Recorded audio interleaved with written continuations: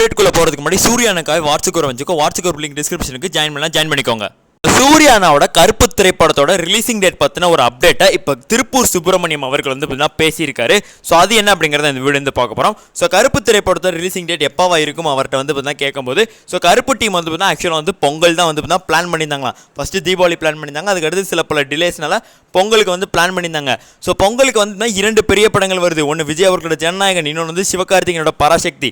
எதுக்கு 2 பெரிய படங்கள் வரமோ நம்ம வந்து ஒரு பெரிய ஃபேன் வாரம் வந்து கிரியேட் பண்ணணும்னு சொல்லி தான் நம்ம கருப்பு டீம் வந்து தள்ளி போயிருக்காங்களாமா. ஸோ கருப்பு டீம் வந்துட்டு ஒன்று ஜனவரி எண்டிங் இல்லைனா பிப்ரவரி ஸ்டார்டிங்கில் தான் பிளான் பண்ணிட்டு இருக்காங்க அந்த மாதிரி வந்து சொல்லியிருக்காரு. ஸோ அதுக்குள்ளே தான் நமக்கு வந்து ரிலீசிங் டேட் அப்படிங்கிறது கிடைக்கும் அந்த மாதிரி வந்து அவர் வந்து சொல்லியிருக்காரு. ரொம்பவுமே ஹாப்பிங்க. இதை தான் நம்மளும் வந்து சொல்லிக்கிட்டு இருக்கோம். நம்ம சோர்ஸ்ட்டு இருந்து கிடைக்கிற அப்டேட்லாம் உண்மை.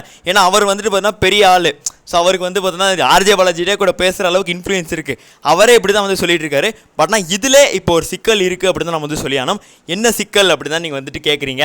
ஸோ ஏன்னா இப்போ ஜனநாயகன் திரைப்படம் வந்து போஸ்ட்போன் ஆயிடுச்சு. ஸோ இதற்கான விசாரணை அப்படிங்கிறது ஜனவரி 9 அன்றைக்கி வருது.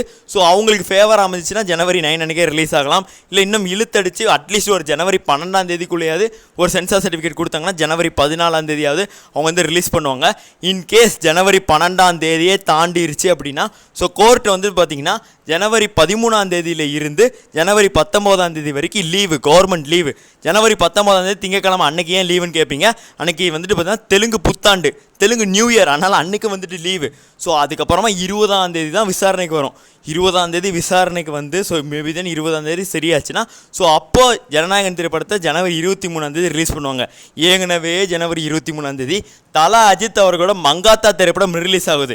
2 பெரிய கைகள் மோதும் போது நம்ம சூர்யானை எதுக்கு வந்து ஒரு ஃபேன் வாரை கிரியேட் பண்ணணும், அவரோட ரசிகர்களை எதுக்கு வந்து சண்டையில் இழுத்து விடணும் அந்த மாதிரி நினைக்கிற ஒரு மனுஷன். அதனால் இன்னும் வந்துட்டுனா தள்ளி போக வாய்ப்பு இருக்குது அந்த மாதிரி வந்து சொல்கிறாங்க.